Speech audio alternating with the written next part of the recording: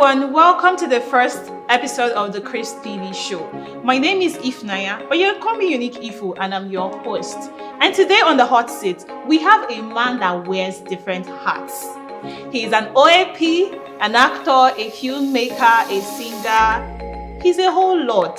But before I review our guest, don't forget that this is a show where we tell stories that inspire greatness. And our guest is Lorenzo.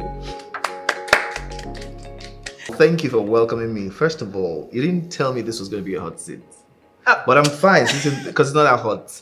Then secondly, wearing many hats, I should have come with all of them then because I don't have any. Actually, it's hidden, so let's keep it that way. But it's going to come out in the process. Totally okay. Okay, my name is Lorenzo Menakaya. I am a few of the things she said I am. I'm not all of them. Okay. Yeah, so let's start from there. You look good, by the way. Thank you. You look handsome. Okay, thank you. That's what people say when they say that. So how do you feel to be here today? I'm excited. Chris TV has always been an inspiration. I know the story, how it started and how it's taken over the whole place. So I'm excited always to be here. We are glad to have you as well. And we are glad to hear that you've been part of our growth. Yeah, I've seen the growth. Yeah, and it's beautiful. It's beautiful. Thank you. So you said you are not exactly all the things that are said, but I believe it has been part of your journey. You were one at a time, and then maybe you dropped some in the process. So how did everything start? You being an event host, an OAP, a filmmaker, an actor, a singer. How did it start? I've been in that position where I said a prayer, God, can you take away some? I mean, it's that difficult. Anyone that is multi-talented would tell you that it's a very difficult place to be, really. I have to be frank with you because, especially because coming of age, that's that point where you are supposed to now start deciding what you're going to do with your life, especially in a climate like Nigeria. They have to know you for something, for you to make sense to them, to the people. So it becomes difficult. So should I sing and focus on it?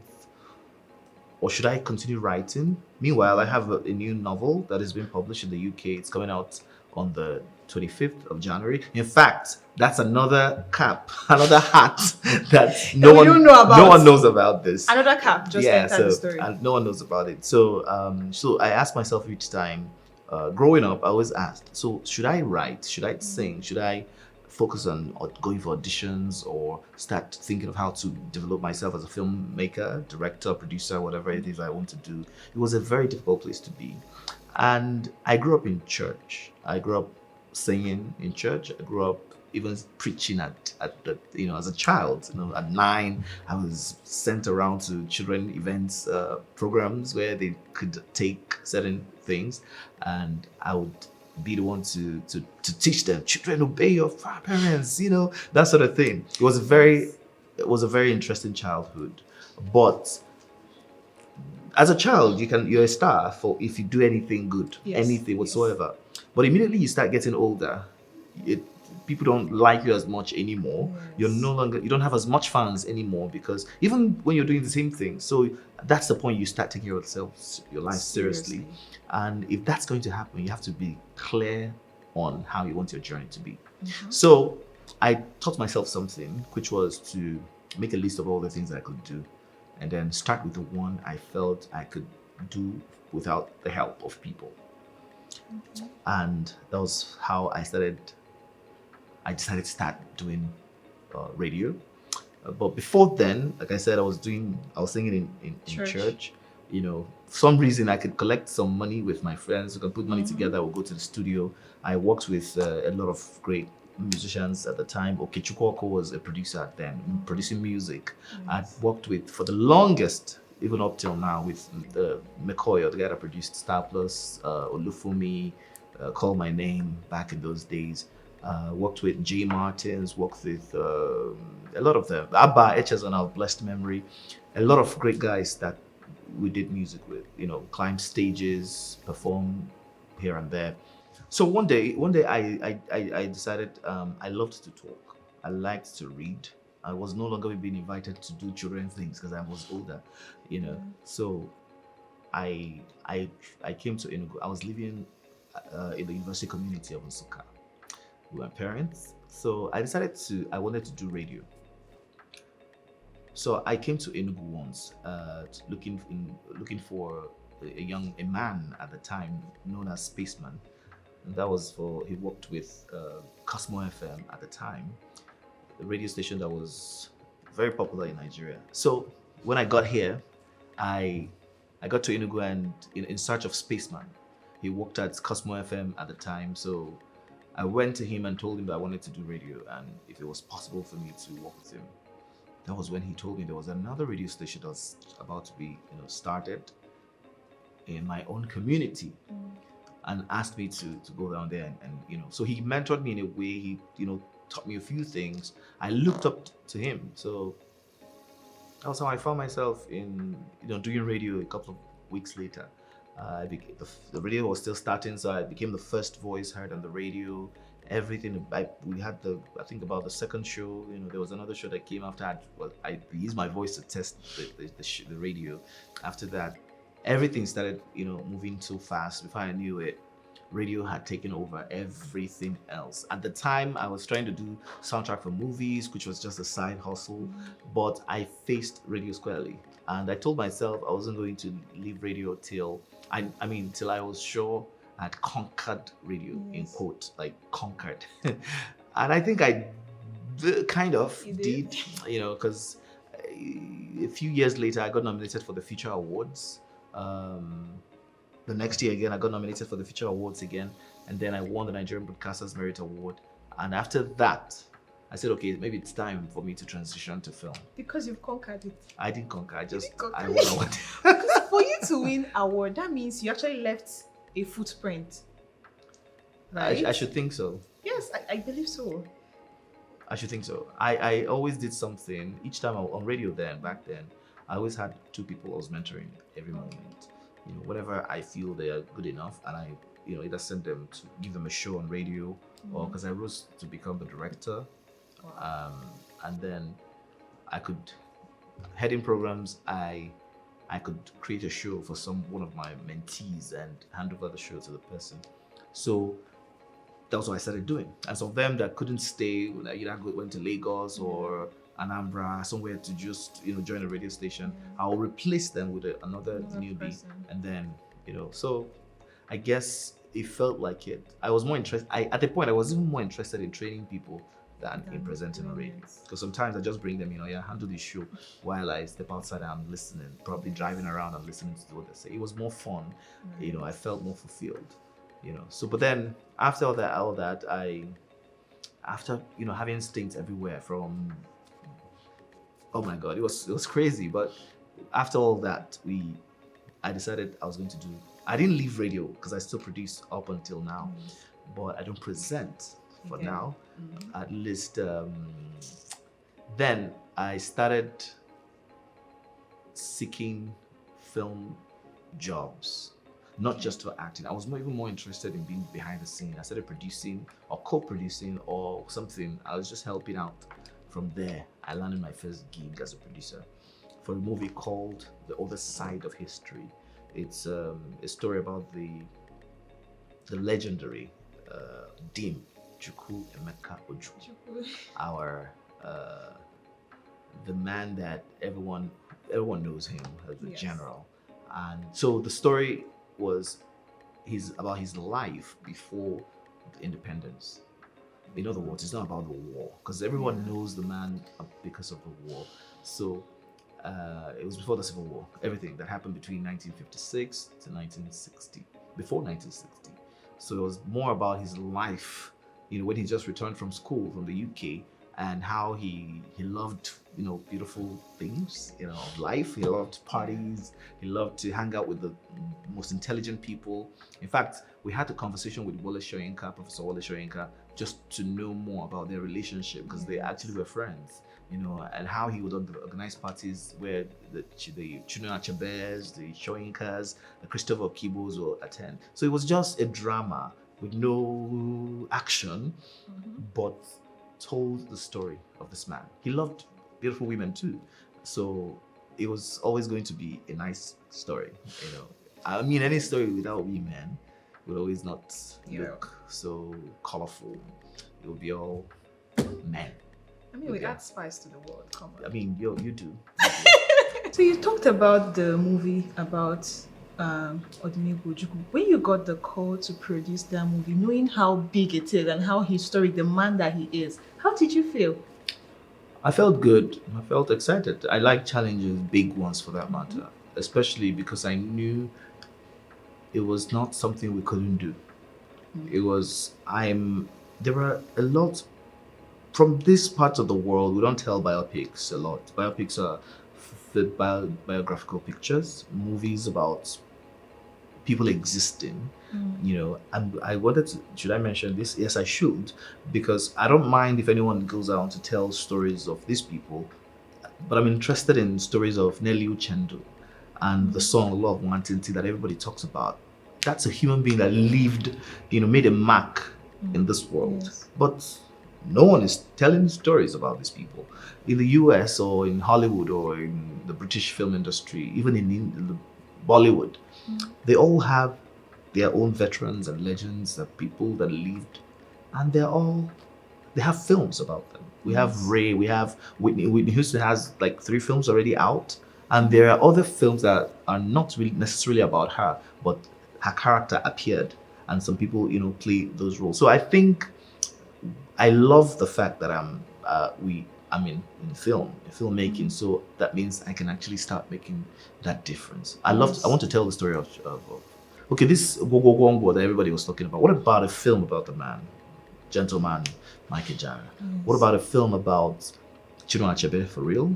Himself this time, not about his books, not his books adaptation.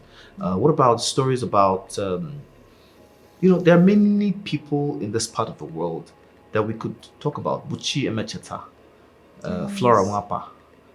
My friend did a documentary on Flora Wapa called House of Wapa. And many other people. Even my family, I have uncles that did great things in the past that their stories can become great narratives that people can watch. And it's not just about the money, it's also about keeping records. It's not something we love doing a lot in this part of the world. So yeah.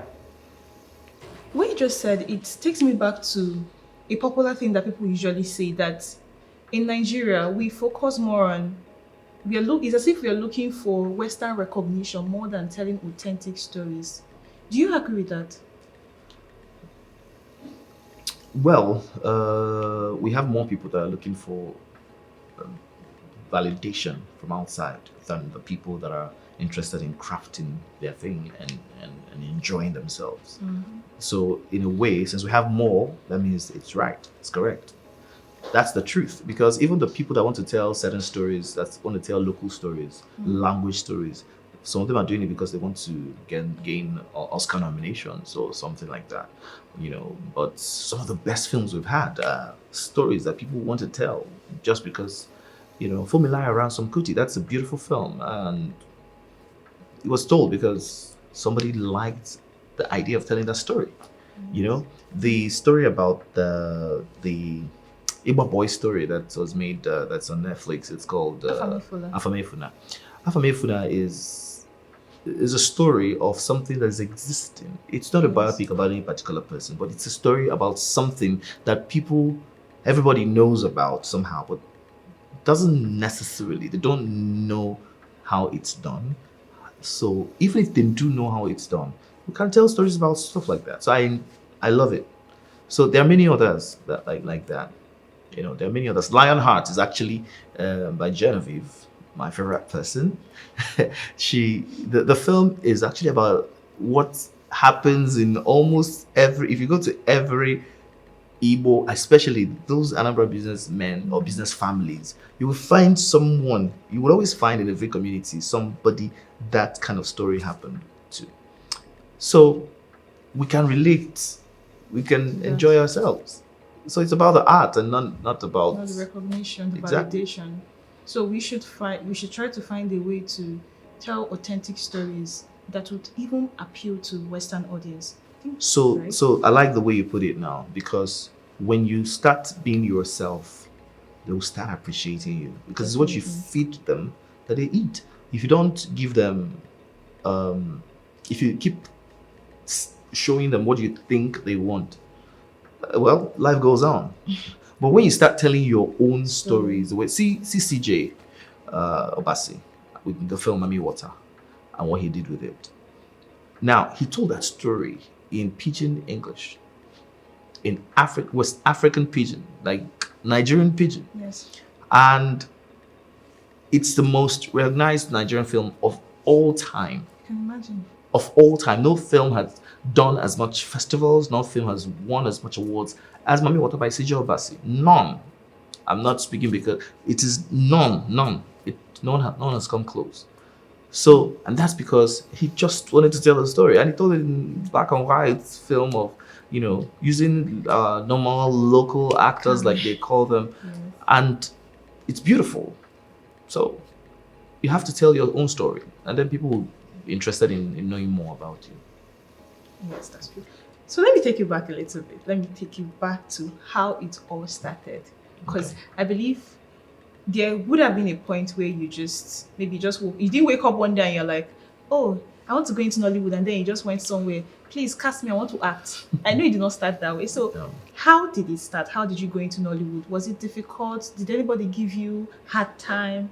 How did it all begin? Was it easy? Because it could be easy for some people, actually. Yes. So how was your own In experience? fact, in our days, it was easier for people that drove in with their cars. Because that car is a car prop for a film potential. So you're already getting a job for just owning a car. So they and will use your converting- car Yes, to act the movie. I'm not letting out Interesting. our secret, but No, it's fine. This but is a safe space. actually it happened. It happened. I know people that came into the industry like that, Wow. but mine wasn't like that. I wrote a script and I was shopping it around. So I came to those days Nico Hotel in Enugu, and went from Nico to Madavas to all over the place trying to find who would love my script. Later I lost that script. It was later made a film. They changed a few things, especially names, but it was my story and I knew my script, my dialogue, my lines, I knew them. But as I couldn't fight the fight then, I was too young. I just came out from secondary school. So, but that was also the period I decided to register for the Guild, the Actors Guild of Nigeria, as an actor, registered, but I didn't work until 2008. So a friend of mine was recording in Asaba, and he invited me over. So I just went to hang out. I didn't go to work. So he now said there were two scenes that he could give me if I wanted. Solo Amako and Ikenna Nyekwe was the friend that took me. He was directing the film, and he told the producer Solomon to try me. So I got the role. That was the first time I got two scenes, and I spoke. I spoke in the film twice. So, but the good thing, I got paid. I think 2,500 or 1,500. I know there's 500 and there was so I can't remember how much, but I was paid for the job, and the movie is called My Confession, and that was my first. But I didn't get jobs again after that. Because for some reason, I think the next one I got, I did. My diva, same guy, same friend, Dr. Ikenna Nyekwe, is a lawyer based in Canada now. Yeah. So he invited me for that other film again, my Diva's World. And I did well in that one. I had a couple more scenes and it was more fun. That's what I'm proud of a lot. Sometimes I forget the other one, but I remember this one. But after that, I felt I needed to be more closer to the guys that own this industry. Yes. So he encouraged me, that's Ikenna at this time, encouraged me to, since I could sing, so that I could play the instrument, I should do soundtracks for his next film. So I was like, let me start with my diva. So I did a soundtrack for the film and also acted in it. So that's how producers, executive producers, the big marketers started calling me on the phone. So, Nwanne, can you get me this thing done? So they will send the script, I'll read, enter the studio, create something out for them. And then, of course, then we made soundtracks from the script, not from the film. So we read the script and create sound and send to the editor. So after a while, I knew I wasn't, I wasn't cut up for that. I had to let it go, but that actually gave me the chance to meet with all these people. So it was easier to now ask for things. So when you're coming, you're the soundtrack guy. You're discussing with the big boys. So you can now tell them, bro, let me even ask this. I read this script, and so that's how it just started happening. It wasn't easy for me. It wasn't easy, but it was easier than a lot of people. I know people that came with me till today, nothing. They haven't done anything in the industry at all. So, but I also afforded me the opportunity to have a different understanding of the industry. So I have never been a desperate guy all my life. If I look at it and it doesn't look like it's going to work, I take a walk. Sometimes people think I'm complacent. Sometimes they think you're not fighting enough. But not everybody was built to fight. We're not all, so the day I become desperate about anything else, I'm going to fight. I told myself I wanted to make one movie every year, which a lot of people think, how then would you be popular? I will make money. But I don't mind. I mean, my plan has always been to have one film every year. So if I have one, I'm good. So, but I've come to that position where I don't even have to be in front of the camera. I can be behind the scene as producer. I have films on Netflix, I have films on Prime Video, and with my name on it as producer. And so that's all I cared about. I was more interested in the conversations that we're going to have that would always keep my name on the lips of the people that matter in the industry, and I'm getting it right. So so what scripts I write and I want to produce for myself, I give myself a small role where in fact, the last film we did, Uno, the effing family, I produced and I played the driver. I was the driver that picked up my cars from the airport. That was all. One scene or two scenes, just driving and saying one or two lines. That's all. So it's the beauty of it when you start creating. So we're not in a hurry to be seen by anybody, validation and all of that. I love your story because, like you said, it was hard for some people, but you had something. Your love for music, your talent for music paved way for you, right? The soundtrack paved way for you, and that's actually a beautiful one. And now, talking about your role as a producer, you produced your first film in 2019, right? Yes. Ordinary Fellow. Oh yes, I did. Have you forgotten about that one too? I haven't. And the movie even won an award for the category of Best Direction. Yes, it did at African World Film Festival in Michigan. Yes. USA. Yes. How was the experience? What inspired you to tell that story? Okay, so the story is not done being told. Wow. Because after making that film, we did a few festivals. We did about 20-something festivals and won a few awards. But I wasn't yet satisfied with that story, with how it was just a feature film. I wanted a series out of it because the story has a lot to do with myth and legend of Igbo people. The things that we don't joke with in our culture and our tradition and all that. So and then it came from school. It's a story about a professor of archaeology that took his students to this resort that has all these artifacts and jewels and all that.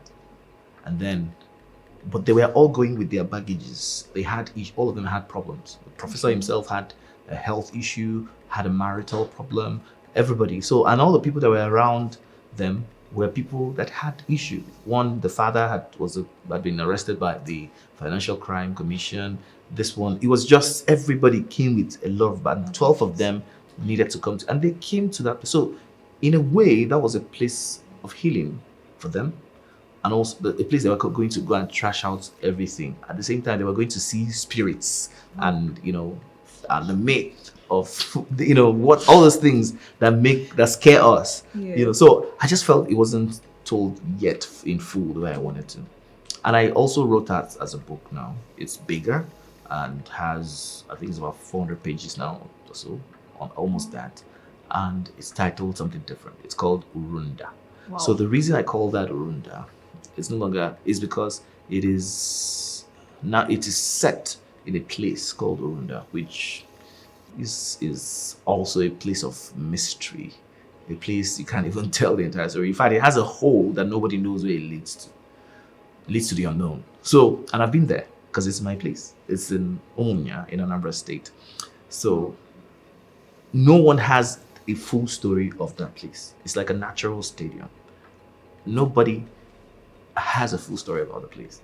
So I just felt, okay, let me reset the story, make it bigger, and then ensure that. So from what I'm seeing, the novel might end up becoming a full-blown series. Okay, serious. Yeah, so it was exciting to make the film, no doubt, but it was a first experience. But the picture was beautiful. But this time, Bigger. we'll take it to the next level. Yes. From what you've said so far, you seem like it's not even you seem like you're very interested in Igbo storytelling, even from what you're putting on. Oh wow! Like the calories, like you're just an Okay. embodiment of the Igbo culture. So, as a filmmaker, how do you think we can tell better, great Igbo stories that would appeal to the Western audience? Every story will appeal to people, provided you told it well. Yes. So that's why I worry when people want to tell stories. They just are scared because they feel it's too Igbo, it's too Yoruba, it's never too anything. Because y'all have been watching Squid Game, right? And y'all have been watching, what's that very popular series that everybody was Spanish, but what's it called again? Money Heist. It was not originally done in English, but everybody went to watch it. Watch it, yes. We loved it, right? You guys loved it. You don't love it. I don't know about me. I think I did later, much later. I came very late to the party. I've never watched the movie actually. Okay, sorry. So, but I came very late to Money Heist's party, and so on. So I feel that we're not given enough time. And then from the recent past. When I say recent, I don't want to, because when Nollywood began in the early 90s, Nollywood began. I'm not talking about the entire television industry. I'm talking about just the idea of Nollywood. a Nollywood home video. When it started, it was language based. Igbo, some Yoruba, some Hausa. They were all our stories, and they were marketable. They were sold everywhere. But in recent times, this is the millennium, Yes. we started telling Igbo stories that didn't, they were not up there. They were just let it be. Especially when they now created the channel for Igbo people. Everybody started just throwing in anything there. And that's a problem.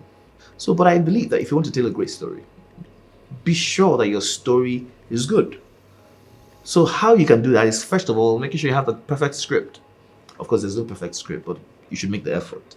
Invest in the story. Research. Don't just say anything for the sake of it. I have a friend who's a big mentor, an older man. He's a mentor of mine, and Mr. Obiokoli, Sir Obiokoli.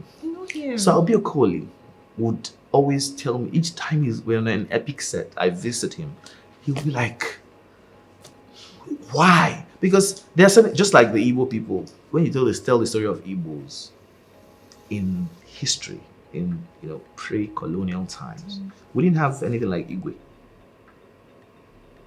Okay, so that's actually food for thought, because people have to research.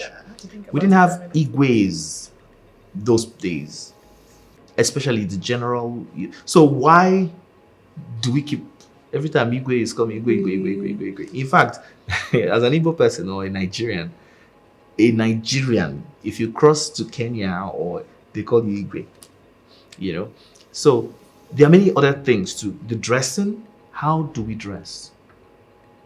You have to research, you have to plan your storytelling. Make sure there's what we call anachronism. So you want to tell a story in about how something happened in the 70s, and then I'm seeing a Mercedes Benz V boots or something in the background somewhere, or the zincs of the roof of buildings that I'm seeing are blue or not. We have to do research, and that is what some people are getting right already. Let me not call names, so some people don't feel they're special. But they are special actually, because they are privileged to have a sense, and they're telling great stories, and they're doing their research, ensuring that everything clicks. I will mention a name, Bibi Sasore. Bibi Sasore did Breath of Life, and the movie was actually a Breath of Life. Right. Before then, he did God Calling. So I just had to mention him. He's a very drop ground for me to mention. But I'm just saying, if you want to do a great job, you have to study, you have to learn. Then, if you don't have money to do that, tell a certain kind of story, don't start. Just chill till you have money to do it. Or you bring it out to a level and make sure you tell it well. We mustn't all use the big cameras and all that. You can still use your small cameras, but make sure you have the technical know-how to do that. Hire the right kind of people, with passion, the same amount of passion, not money. When you spoke about Breath of Life, I didn't watch the movie, but there was so many good reviews. Even my sister was like, "If I watch this movie," but I didn't end up watching it. But it was good. Like, it was everywhere. Everybody wanted to watch the movie. So, I mean, the fact that people are already doing this, people are already telling good stories, is actually commendable. And I believe that very soon you're going to tell us something like Breath of Life, right? We're going there. We'll get there. But the authentic story is still, we have a film on Netflix called Yahoo Plus. I produced, and my friend, the partner, Kanjako, directed. That film is a story about, when you hear the title, you think it's about Yahoo Plus and all that. But it's beyond that. There were revelations in the film, and it was in Igbo. And it's on Netflix. There's some revelations in the film about how things have been going on in our world.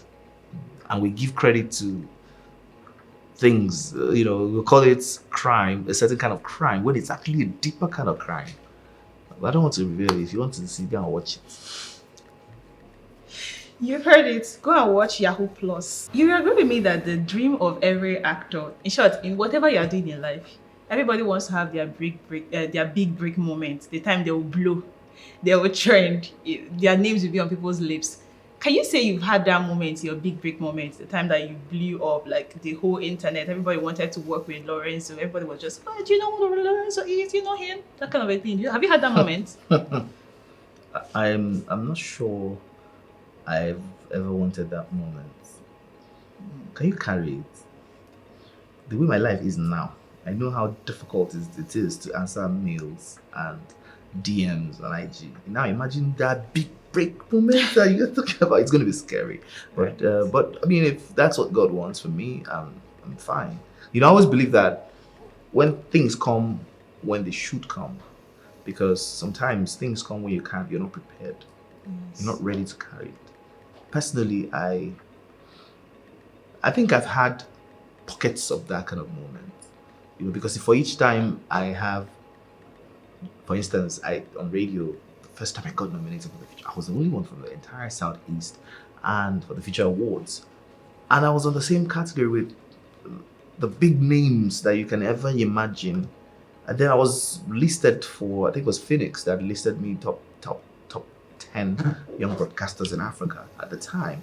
So when it came to radio or TV, I had that moment. Because over there in Lagos, people were always calling me. All the record labels wanted to send their CDs to me, their artists and all that. So yes, maybe for in that.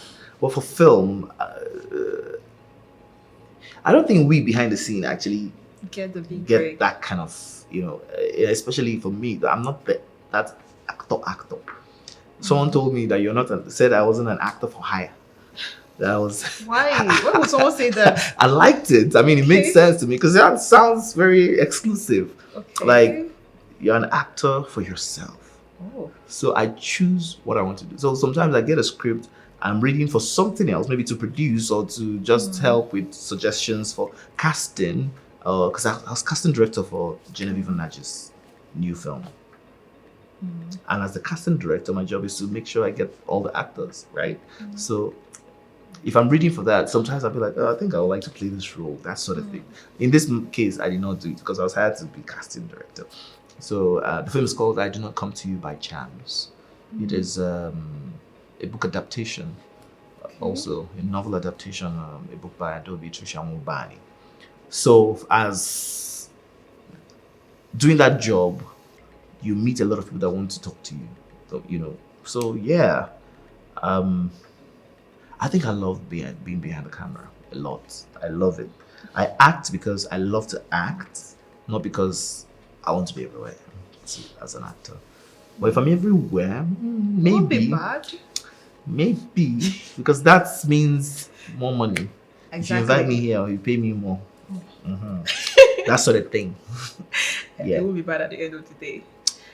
You've spoken about Genevieve Onaji for like 2 times, and when I was doing my research, I kind of saw her a lot on your page. It seems you guys have like a good relationship.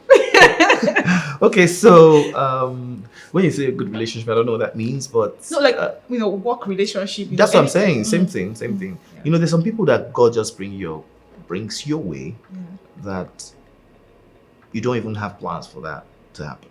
Yes. The first time I worked with Genevieve Onaji was in 2014. She was about to release her movie titled Road to Yesterday, the first film she produced. Oh. And I was in Enugu. So they were looking to advertise, make it popular in Enugu. And for some reason, the distributor at the time, Mr. Kenneth Maru, the founder of Film One and Film House Cinemas, called me and said that he wanted me to, help do that. So I did, So, but I wasn't doing that because I know I've always loved her. I always wanted to meet her, but I was just working because I wasn't sure she was going to take notes. So why bother? She's up there. So it was let's just work. She was coming to Enugu, fine. So when she arrived, and I was all over, I was looking dirty because I've been working, moving around. I got the radio presenters from different radio stations. I got students like 5 students or 2 students, I can't remember, 3 students from different universities to come for the opening, for the premiere. That it was a very special screening. And then I didn't know she knew I was doing all that. So by the time the event was about to start, I had gone back to my hotel and changed and got back. She just saw me and called me. And I came, she said, "Wow, you just changed." So in my mind, I'm like, so if you see me, wow. It was as if, and I was still talking to her. She was like, "So where do I go to?" I'm like, "Come." Really, with all cameras. I was like, I was leading her and everybody, you know that feeling. It was beautiful. So that's the first, encounter. And after that, I think there was something about payment that she sorted out because she just said, "Lorenzo, they haven't sort him out," that sort of thing. And then the second time was this film where I was hoping to meet her on set, but she just sat as the executive producer and let us run things. The director and the producer were the ones I interfaced with more. Chioma Onye, my producer, Ishaya Baku, director. Amazing people. Give me another job. So you want to work with her more in the future, obviously, right? There's no one person that doesn't want to. Right. I don't think there is. Anyone that said, that person's lying. They don't tell us the truth. They are lying. I know. Come on now. The Julia Roberts of Africa? Yeah. In the words of Oprah Winfrey, not mine. Pikokwa. I want to see more of her. I want to see you. You want to turn it to music? I mean, we don't mind. No, I mind. Okay. Listening to you so far, I can feel the energy, I can feel the love, I can feel the passion you have for acting, and you've had your good moments, you know. But I'm just wondering, I mean, there can't be good moments without bad moments. So you've obviously had your bad days when you felt like, are you sure I should continue this thing? Am I supposed to go back to the radio and just, I mean, maybe I should go back to radio and just focus on radio and leave this acting, leave this filmmaking. So have you had such moments? I've had bad moments, but I've not had any bad moment that made me think I should quit. Wait, yeah. Yeah, I had a bad moment where I took a popular filmmaker and for a film project that's owned by a very popular blogger to Nsukka to shoot. When we got there, in fact, the sum of the whole thing is that the guys I gathered to work, the extras, I was, you imagine you went to university. Imagine going to GS building in Nsukka, and talking to a professor and say, please, I need your class to be in a film. Yeah. So this man releases 800 students. And then you've told them, I'm going to pay you this amount each. And then they come on set, finish their role. It's time to pay them. The filmmaker doesn't release the money. So I settle, imagine now, I don't want to owe 800. I want to owe one person. I can't owe more 800? than. I don't even want to owe one person, but imagine owing 400 people, 250 people, even 10 people. That's actually much. Even if you're owing 10 people 10,000 naira, it's better to owe them to owe one person 1 million naira than to owe 10 people 10,000 naira. So I saw myself paying from my pocket with the expectation that I was going to get it back. Yeah. And till today, I haven't seen the money. And this movie had gone ahead, it's on Netflix, everybody was talking about it. They have a lot of money to throw around, but I keep texting and asking, so those kind of experiences, it has happened to a lot of other people. Yes. And to me, it happened, I didn't know. I was so sad. But it didn't make me want to leave the industry. Rather, it made me want to talk to people about it and talk even more about it. What has made me want to give up was even experiences I had doing shows. I hosted the African Movie Academy Awards. I've worked with the Eastern Nigeria International Film Festival. I've had other things that I've done. Those are the kind of things that actually want to make me quit this part of this whole thing. Let me leave you guys and face my film because it's crazy, the world out there. Sometimes you fly all the way, hours to be part of a project. Maybe, let's not go into details, but those are the kind of things. Sometimes you'll be like, no, I don't know why I accepted to be part of this, event. But I love the fact African Movie Academy Awards actually opened me up to the rest of the world. Like my mother, Miss Peace Anyam Osigwe, God rest her soul, was actually the one, that said that she wanted to give me. In fact, the story is a whole show. How I hosted African Movie Academy Awards the first time in 2019. How I went to Rwanda, Kigali with the team. How everything hosted the cinema roundtable discussion in Oxford, in England.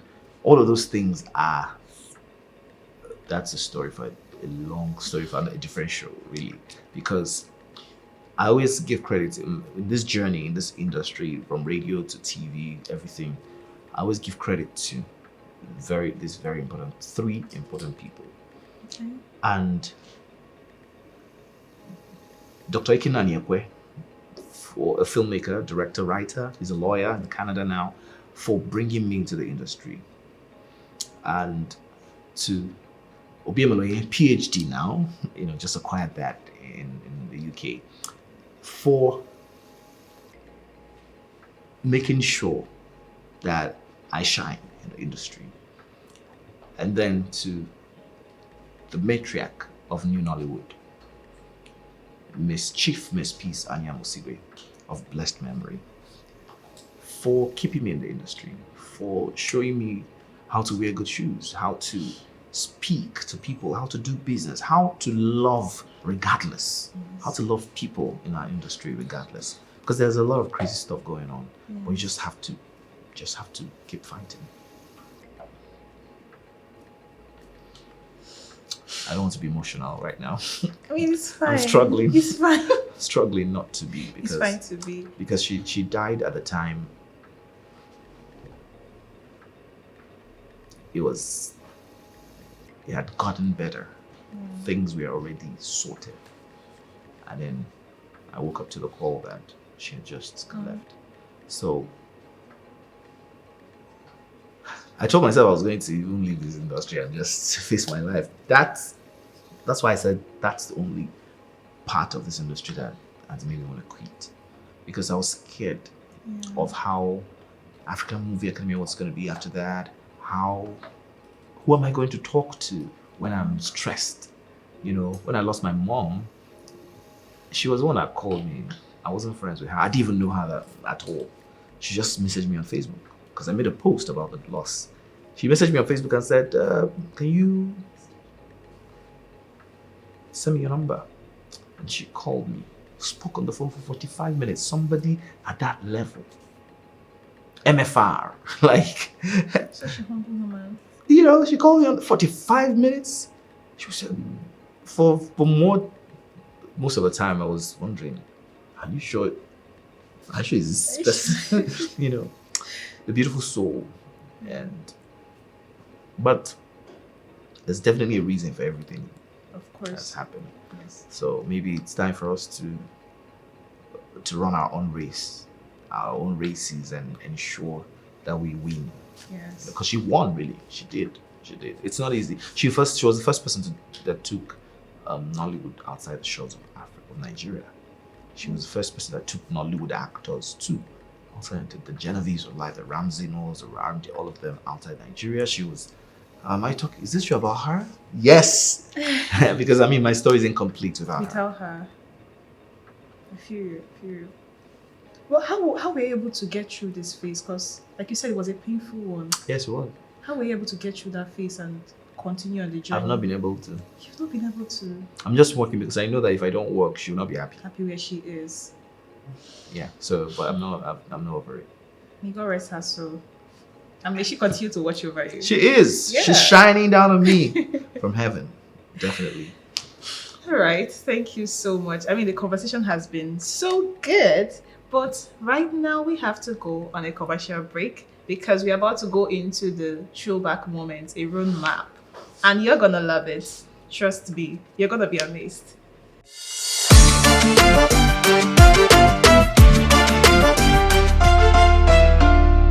Alright guys, welcome back again to the show. I hope you've been enjoying so far. And now is the time for us to go down memory lane. Let's see how it all started. Don't go anywhere. Aww. The candidates are held for the Miss Intelligentsia pageant. Okay, I wait now. Stand up. No. You still remember the lines?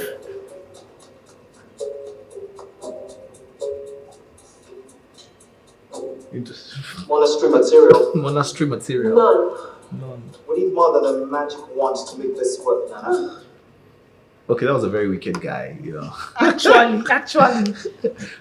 So that's Crazy Lovely Cool. Yes. This was at UNN, right? Yes, that was what you talked about. Jim Bars. Yes. So the girl is running for Miss Something, you know, pageant show, and then we make models. You know, on campus, how you all do that. Yes. Did you ever? Were you ever miss anything? Yes, I was Miss. I contested for departmental Miss. I didn't win. Try. And you left. You didn't do faculty. You didn't do your neck. They said I should do for UNEC, but I said no. With the experience I had, Okay. a lot was going on. So she was going to run for something, and I came and I said, "Wow." So that's a turn. She turned. And I'm like, "This is monastery material. Not. It should be in the church, and not running for pageantry." Was it because she wasn't The slim candidates and are all of those That's things? that's what we saw. And- What was that? You should tell us what is this. What's going on here? Oh my God! Who knows where this girl is now? This beautiful lady. That's actually a movie. Movie, not film. Please. So we should be expecting the real one, sir. This is filmed. Let's stick with the film first. I mean, the real bride. Let me make it in film first. When I'm done.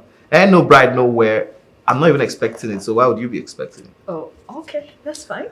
I'm riding solo in this journey of life. Maybe after you advertise me, maybe somebody will come and pay my price, my groom price. Oh my God. Okay, this was actually when I started getting gigs. Okay. Like, part of my story was actually Yes. part of this, because this is the first picture I posted on my Instagram Wow. ever. So that's Burna Boy. Yeah, that's Yemi Alade. And that's me. They're just looking so young. So, where was this? Was this Enugu. Oh, Enugu. That was that's mall, Polo Park Mall. Okay. So the show was called Club Ultimate by Golda, and it was that was the show. They paid me, like, after they paid me for that, I knew my life has changed. I knew things have changed. Wow. So this was part of your breakthrough moment. Yeah, but I can't remember the year this was, Sha. But I know it was. I think this was 2015 or Her 14. big song then was Johnny, and she had just given out 100 cakes. She was traveling around giving 100 cakes to people, radio stations and all that. I'm thinking where I was then. I think I was in jail or something. No, you can't be in Jesus. jail. You're probably in primary school. So on to the I next was one. not in Primary 6, primary 4. I can get. Oh I'll my God. collect it. I'll collect it. It's fine. It's fine. Okay. Can we be skipping, please? No, what was going on here? This was an award. Yeah, I won the Guardian City Fashion Award, most fashionable OAP. You look so happy. I won't tell you happy. I got a plaque. Yes, this was in 2014 or 15. Do you still have the 2015 in Port Harcourt. Oh, wow. Do you still have this? The plaque. Yes. Yes. Wow. It should be somewhere in my box, somewhere. Maybe my village, I think. I moved some of my things to the village. And then this is the last one. You look like you are singing your heart out. Yes, I was in a church program, and I can't remember. Was it a Remember what's church? going on here? Was this a church program or what? Feels like I was singing something that I can't remember.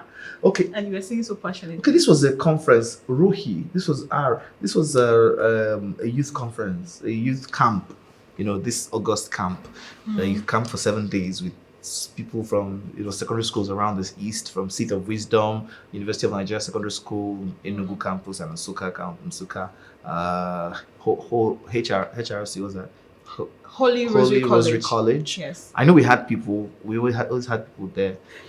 So we all come together, play. We talk God, career stuff, and then at the end we do Miss Rohi and Mr. Rohi. I didn't contest for any because I was a staff of her. So I think I was leading people in maybe morning devotion or something there.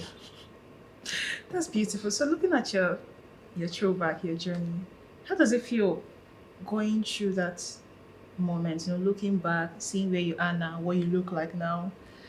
How does that make you feel? First of all, I think every step that we all take, we should just value it for the moment, because I remember how Dari Atalade, Burna Boy, Ibi Alade, all of them were, the way we were gisting, talking as though we've been cousins, that day. But I'm not sure that any of them remember. Okay, Dari remembers me, but I'm not sure these ones will remember me for anything whatsoever. But it's always a lesson. Life is a learning curve. And until we understand that, we'll not go anywhere. Yes. Because we should understand that each step we are learning. I remember getting a job because I was in an event and things were not going on well. I could see it was a big international event. I was looking at this event. I was just sitting, and things were not going well. I just found my way, sneaked, got backstage, started shouting at everybody. People that were supposed to handle things. They didn't know who I was. Even the CEO now came and said, "Who are you?" But he wasn't sure. He felt maybe I was hired by somebody. Yes. I just thought, nobody, but you deserve better. I was telling him, you deserve better. How can you be working with all these people that can't deliver? So, fast forward the next day. they called me to come and work for them.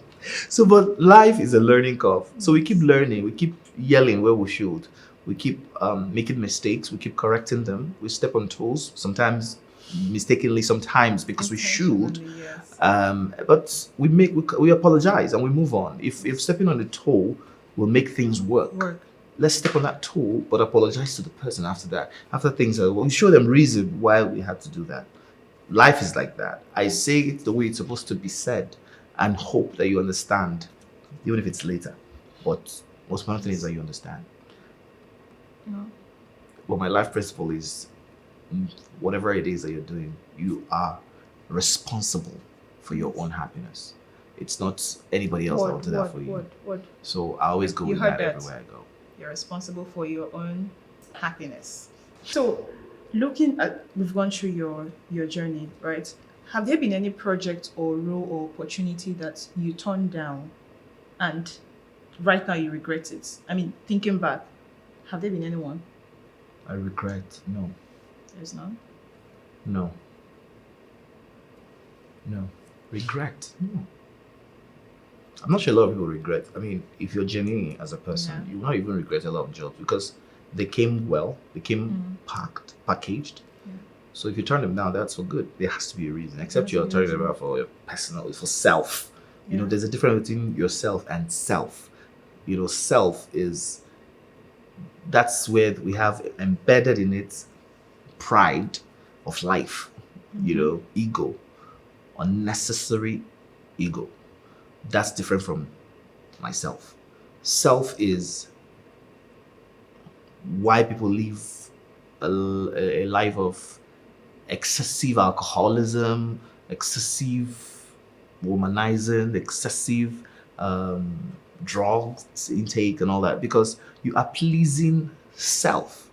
You know you are. It's not fun. It's not. You're not enjoying yourself. I don't know. I don't mix it up. But what I'm trying to say is, you know, they say don't do this because it won't be nice for you in the future. It won't be good for your health. But you do it. You're not pleasing you. You're actually treating something. You're attending to self, and that is from pride. Who are you to tell me what to do with my life and all that? So yes, you shouldn't regret a lot of things that you do, except it comes from a place of pride and self. But if you are about you, you know you, for not just satisfaction. The you knows that there are some things you know that there are some things you can sacrifice some things. Yes. Self doesn't sacrifice. But you can sacrifice because you know that I know I can eat tomorrow, but there's this guy on the streets that can't afford it. Let me feed him today. I know I don't have money for that, but I know I can always get it. But you know he can't always get it. But you give. But self will not do that. Will not think in that direction. Will tell him to go and crash. And you know, so I always try to differentiate, put them apart. This has become a teacher, a class. But I always try to put them as apart. You know, because this life we live, that's why self is why people go into crime, people go into fraud. It's not because they want to, because they are living on the edge. You know, they don't sleep well, they're always thinking about, they have high blood pressure, and it's just to please self. The flesh. But there are people that are doing the legal things and they're fine. They're doing, you know, sometimes you don't have to go the extra mile on the other side to achieve things. So the day we decide, understand the difference, start living happily. I'm not desperate. I said that before. I'll say it again. Yes. I'm not He desperate. is not desperate. Wow, that has been a very intense, wonderful conversation. I enjoyed every bit of it, and I hope you did. Thank you so much, Mr. Lorenzo, for coming to our studio. We've learned a lot. There's just so much. Anybody that watches this video cannot go back empty-handed. Oh wow. Okay. You don't agree? And I want to be sure because I didn't give anybody money, so they will all go back empty-handed. And it's a wrap, guys. That was a very interesting conversation. I enjoyed every bit of it, and I hope you did too. Thank you so much to you, my lovely audience, for tuning in. Don't forget that this is the Crisp TV show, and please follow us on all our social media platforms.